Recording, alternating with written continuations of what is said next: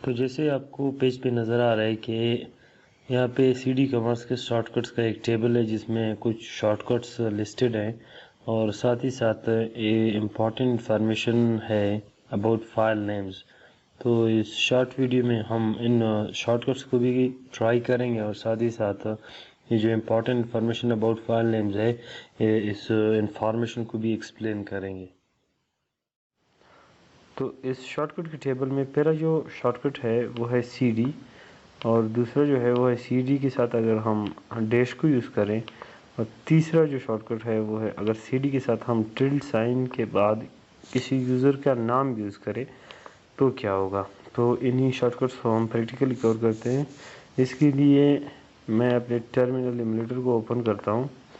ये देखिए terminal emulator मेरा ओपन हो गया है और जैसे कि आपको पता है कि जब कभी हम टर्मिनल एमुलेटर को ओपन करते हैं तो बाय डिफ़ॉल्ट जो हमारी प्रेजेंट वर्किंग डायरेक्टरी है वो करंट यूज़र की होम डायरेक्टरी सेट हुई होती है। जैसे अगर मैं pwd करूं तो मेरी जो करंट वर्किंग डायरेक्टरी है वो काली यूज़र की होम डायरेक्टरी सेट हुई है, मीन्स के इस वक्त काली यूज़र n है।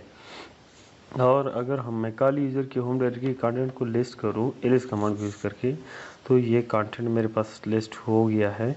और यहाँ से अगर मैं इस डाउनलोड फोल्डर में जाना चाहूँ तो मैं क्या करूँगा, cd एंड फोल्डर का नेम, इस डायरेक्टरी का नेम, यहाँ पे मैं अब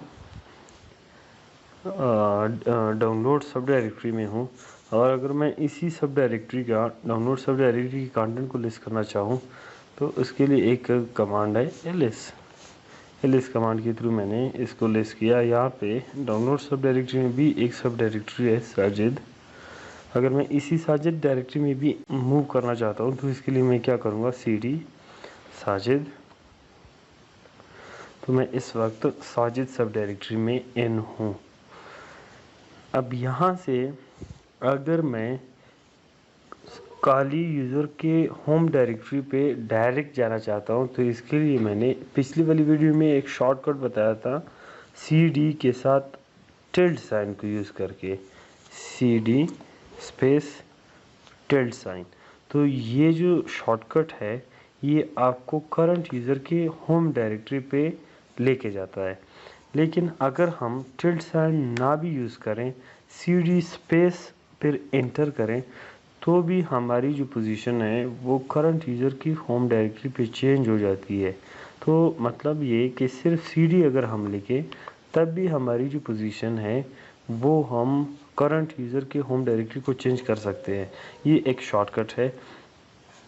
अब यहाँ से अगर हम दोबारा चाहते हैं कि हमारी जो प्रीवियस वर्किंग डायरेक्टरी थी, प्रीवियस वर्किंग डायरेक्टरी जो कि ये साजिद है, ये हमारी प्रीवियस वर्किंग डायरेक्टरी थी।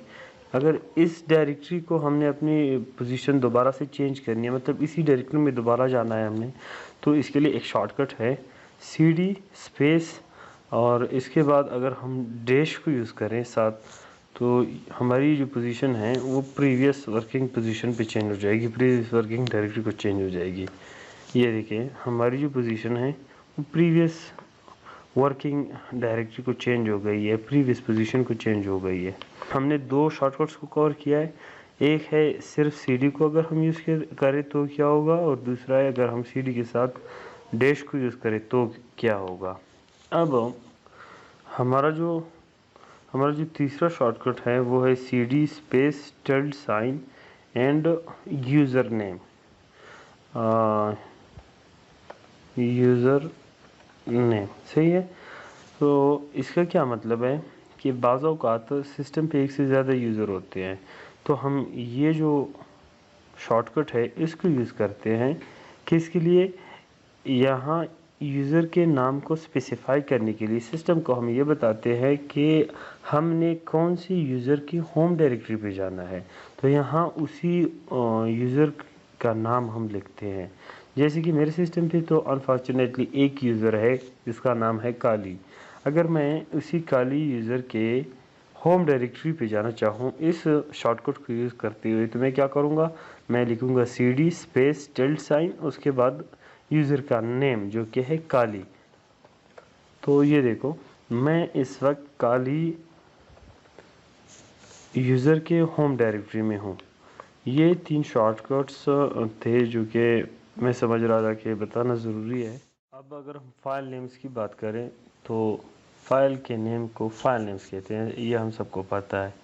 फाइल नेम्स 2 तरह की होती हैं, एक वो जो कि डॉट या पीरियड कैरेक्टर से स्टार्ट होते हैं जिन्हें हम हिडन फाइल्स कहते हैं, और दूसरे वो फाइल्स होते हैं जिनके नेम डॉट या पीरियड के बगैर स्टार्ट होते हैं जिन्हें हम हिडन फाइल्स नहीं कहते।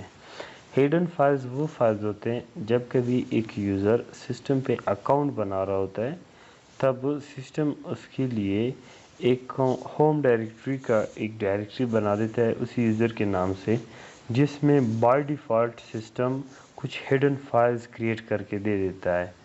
ये हिडन फाइल सिस्टम की कॉन्फ़िगरेशन के लिए होते हैं।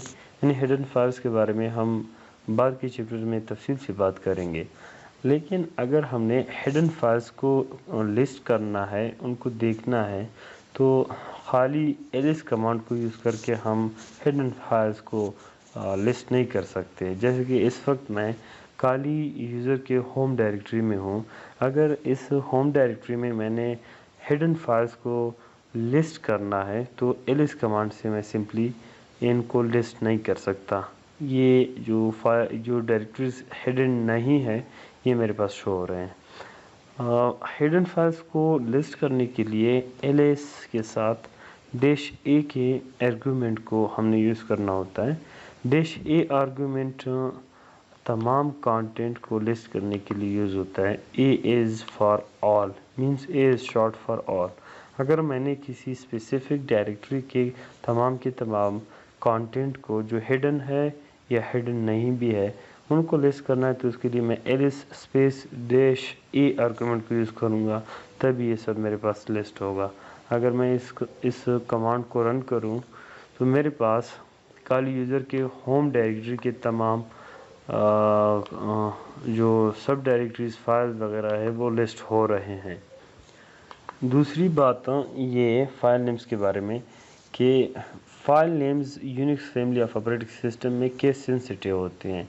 ये जो डायरेक्टरी है यहाँ पे डॉक्यूमेंट, अगर इस डॉक्यूमेंट की डायरेक्टरी के इस डी वर्ड को मैं कैपिटल के बजाय स्मॉल डी लिखूँ तो बैश प्रोग्राम इसे रिकॉग्नाइज नहीं करेगा और मुझे एरर जनरेट करके दे देगा कि ऐसी कोई डायरेक्टरी नहीं है। अगर है भी तो वो इस डायरेक्टरी में तुम्हें शिफ्ट नहीं करेगा बल्कि किसी दूसरी डायरेक्टरी में शिफ्ट कर देगा जिसका नाम स्मॉल डी से स्टार्ट होता है। तो अगर मैं यहाँ पे cd डॉक्यूमेंट करूँ डॉक्यूमेंट्स तो ये देखिए मुझे बैश एरर जनरेट करके दे रहा है। अगर मैं कैपिटल डी से लिखूँ यही डॉक्यूमेंट फोल्डर के लिए तो देखो मैं डॉक्यूमेंट के सब डायरेक्टरी में मूव कर गया हूँ। तो फाइल नेम्स जो होते हैं वो डायरेक्टरी नेम जिस चीज़ का भी नाम होता है Unix family of operating system में वो केस सेंसिटिव होता है। आपने उसकी केस सेंसिटिव होने का ख्याल रखना होगा।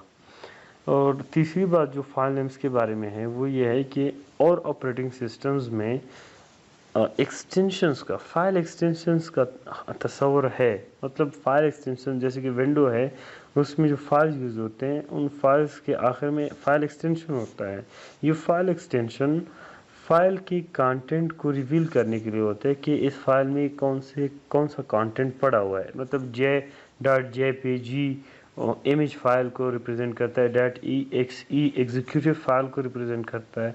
ऐसे फाइल के कंटेंट को रिप्रेजेंट करने के लिए ये फाइल एक्सटेंशन यूज़ होते हैं। लेकिन Unix family of operating system में जैसे कि लिनक्स हो गया इसमें फाइल एक्सटेंशन का कोई ऐसा तस्वर नहीं है। ज़रूरी नहीं है कि हर एक फ़ाइल के साथ एक्सटेंशन हो और ये भी ज़रूरी नहीं है कि हर एक फ़ाइल के साथ एक्सटेंशन ना हो। मीन्स के कुछ फाइल्स के साथ एक्सटेंशन हो भी सकता है, कुछ फाइल्स के साथ एक्सटेंशन नहीं भी हो सकता है। इसके बजाय हम लिनक्स में फ़ाइल्स के नेमिंग के लिए लंबे लंबे नाम यूज़ करते हैं, तफसीली नाम लिखते हैं फ़ाइल्स के, ताकि हमें पता चल सके